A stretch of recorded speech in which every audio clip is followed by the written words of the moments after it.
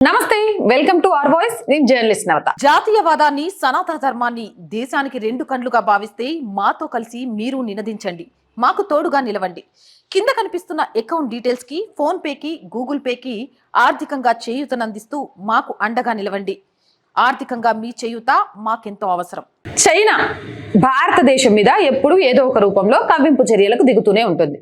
ఇక ఎప్పుడు భారతదేశంలోని భూభాగాన్ని ఆక్రమించాలా, భారత్ ని దెబ్బ కొట్టాలా, భారత్ ఎదుగుదలను చూసి ఓర్వలేకుండా ఉందామా అనే దానికి చైనా చేసే చర్యలు అంతా ఇంత ఉండవు. ఇప్పుడు ఏకంగా భారత ప్రధాన నదుల్లో ఒకటైన బ్రహ్మపుత్ర నదిపై భారీ జల విద్యుత్ కేంద్రం, దీన్ని సూపర్ డ్యామ్ అంటారు, ఇది నిర్మించడానికి జిన్పింగ్ ప్రభుత్వం సిద్ధమవుతున్నట్లుగా తెలుస్తోంది. అదే గనక జరిగితే భారత్ కి నష్టమని తెలిసినప్పటికీ ఈ భారీ సూపర్ డ్యామ్ నిర్మాణానికి సిద్ధమవుతున్నట్లు ఆస్ట్రేలియన్ స్ట్రాటజిక్ పాలసీ ఇన్స్టిట్యూట్ ఓ నివేదిక ద్వారా వెల్లడించింది. గత కొన్నాళ్లుగా ఈ వ్యవహారంలో స్తబ్దుగా ఉన్న చైనా మరోసారి ఆ దిశగా అడుగులు వేస్తున్నట్లు ప్రకటించింది. Australian strategic policy institute ASP China ఎత్తుగడలకు సంబంధించిన కీలక అంశాలను ఏఎస్పీఐ తన నివేదికలో పొందుపరిచింది. బ్రహ్మపుత్ర నది భారత్లోకి ప్రవేశించే ముందు అర్ధచంద్రాకారంలో వంగి ప్రవహిస్తుంది. ఆ వంపు ప్రాంతంలో ప్రాజెక్ట్ నిర్మించేందుకు చైనా పావులు కదుపుతున్నట్లు ఏఎస్పీఐ నివేదించింది. బ్రహ్మపుత్ర నది అరుణాచల్ ప్రదేశ్ లో ప్రవేశించడానికంటే ముందు సుమారు 3000 మీటర్ల దిగువకు ప్రవహిస్తుంది. ఇక్కడ ప్రాజెక్ట్ నిర్మిస్తే భౌగోళికంగాను చైనాకు అనుకూలంగా ఉంటుంది. తక్కువ ఖర్చుతో ఎక్కువ విద్యుత్ ని ఉత్పత్తి చేసే వీలుండడం, సో ఇవన్నీ కారణాలను చూపిస్తూ ప్రాజెక్ట్ నిర్మాణం చేపట్టాలని చైనా భావిస్తున్నట్లుగా ఏఎస్పీ తెలిపింది. అయితే ప్రపంచంలోనే అత్యంత శక్తివంతమైన జల విద్యుత్ ప్రాజెక్టుగా దీనిని డ్రాగన్ కంట్రీ అభివర్ణిస్తోంది. ఒకవేళ బ్రహ్మపుత్ర నదిపై నిర్మించనున్న ఈ ప్రాజెక్టు పూర్తయితే అత్యంత శక్తివంతమైన జల విద్యుత్ ప్రాజెక్ట్ అవుతుందని తెలిపింది. ఈ ప్రాజెక్టుతో ఎండాకాలంలో బ్రహ్మపుత్ర నీటిని మళ్లించేందుకు చైనాకి అవకాశం ఏర్పడుతుంది. దీంతో అస్సోం, అరుణాచల్ ప్రదేశ్ రాష్ట్రాలు తీవ్ర నీటి ఎద్దడిని ఎదుర్కొనే ప్రమాదం ఉంటుందని హెచ్చరించింది. ఈ సూపర్ డ్యాం భారత్ కి అన్ని విధాలా ముప్పును తెస్తుందని పేర్కొంది.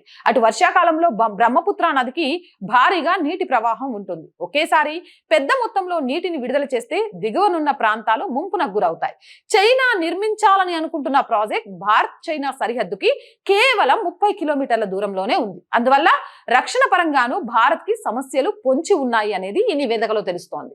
ఒకవేళ యుద్ధ పరిస్థితి తలెత్తితే ప్రాజెక్ట్ లో నిల్వ చేసిన నీటిని ఒకేసారి విడుదల చేసి చైనా వాటర్ బాంబుగా ఉపయోగించుకునే వీలుందని తెలిపింది. టిబెట్ లో జన్మించే బ్రహ్మపుత్ర నది భారత్ గుండా బంగ్లాదేశ్ లోకి ప్రవహిస్తుంది. అక్కడ గంగా నది దీంతో కలుస్తుంది. వర్షాకాలంలో బ్రహ్మపుత్ర నదికి విపరీతంగా వరదలు వస్తుంటాయి. ముఖ్యంగా బంగ్లాదేశ్ లో అపర నష్టాన్ని కలిగిస్తూ ఉంటుంది. ఈ నదీ జలాల ప్రవాహ తీరు, పంపిణీ, నాణ్యత, సమాచార మార్పిడిపై భారత్ చైనా మధ్య ఒప్పందం ఉంది. ముఖ్యంగా వరదలొచ్చే అవకాశం ఉన్నప్పుడు నదీ మట్టాన్ని దిగువనున్న దేశాలకు తెలియచేయాలి. కానీ ఇరు దేశాల మధ్య ఉద్రిక్తతలు పెరిగిన తర్వాత చైనా ఆ సమాచారాన్ని భారత్ కి సరిగా ఇవ్వడం లేదు. ఇక చైనా నుంచి భారత్ కి ప్రవహించే బ్రహ్మపుత్ర నదికి సంబంధించి ఇరు దేశాల మధ్య 2002లో తొలిసారిగా అంతర్జాతీయ ఒప్పందం కుదిరింది. తర్వాత 2008, 2013, 2018లలో కూడా ఒప్పందాలను పునరుద్ధరించుకున్నారు. ఆఖరిసారిగా చేసుకున్న ఒప్పందం 2023తో ముగిసింది. ఆ తర్వాత ఇరు దేశాల మధ్య ఏర్పడిన ఉద్రిక్త పరిస్థితుల వల్ల దానిని పునరుద్ధరించలేదు. ఆ ఒప్పందం ప్రకారం ఎప్పటికప్పుడు బ్రహ్మపుత్ర నదిలో నీటి మట్టం, ఎంత జలం దిగువకు ప్రవహిస్తుంది తదితర వివరాలను భారత్ కు చైనా తెలియజేయాలి. ఇక సూపర్ డ్యాం ప్రాజెక్ట్ నిర్మాణానికి చైనా సిద్ధం అవుతుండడం నిజంగా భారత్ ని కలవరపెట్టే అంశం. ఈ డ్యాం నిర్మాణం జరిగితే భారత్ కి అతివృష్టి, అనావృష్టి పరిస్థితులు నెట్టే అవకాశాలు చైనాకు పుష్కలంగా కనిపిస్తున్నాయి. ఇక రానున్న రోజుల్లో భారత్ ని ఆక్రమించాలని చైనా అనుకుంటే ఆ నీటితోటి నీటి బాంబును చేసి ఆ నీటి బాంబు ద్వారా భారత్ లో అల్లకల్లోలాలు సృష్టించడానికి కూడా అవకాశం ఉంటుంది. మోదీ ప్రభుత్వానికి నిజంగా ఎటు వైపు నుంచి చూసినా సమస్యల వలయం కనిపిస్తోంది. దీని నుంచి మోదీ, అమిత్ షా ద్వయం ఎలా బయటపడతారు అన్నది ఇప్పుడు ఒక పెద్ద క్వశ్చన్ మార్క్ గా మారింది. ఇక ఒకవైపు చైనా కవ్వింపు చర్యలు, మరోవైపు పాకిస్తాన్ ఆకృత్యాలు, ఇక అంతర్గతంగా ప్రతిపక్షాల పోరు, వీటన్నిటితో మోదీ ప్రభుత్వం ఎలా నెగ్గుకొస్తుంది, ఎలా గెలుస్తాడు అనేది చూడాలి. అసలు చైనాతో మళ్ళీ ఒప్పందాన్ని పునరుద్ధరిస్తారా, లేకపోతే దీనికి చెక్ పెట్టే విధంగా ఎలాంటి నిర్ణయాలు తీసుకుంటారు అన్నది ఇప్పుడు వేచి చూడాల్సిన అంశం. అయితే మీరేమనుకుంటున్నారు అనేది కామెంట్ సెక్షన్ లో పెట్టేయండి. మోర్ వీడియోస్ కోసం మన ఛానల్ వెంటనే సబ్స్క్రైబ్ చేయండి. నచ్చిందా?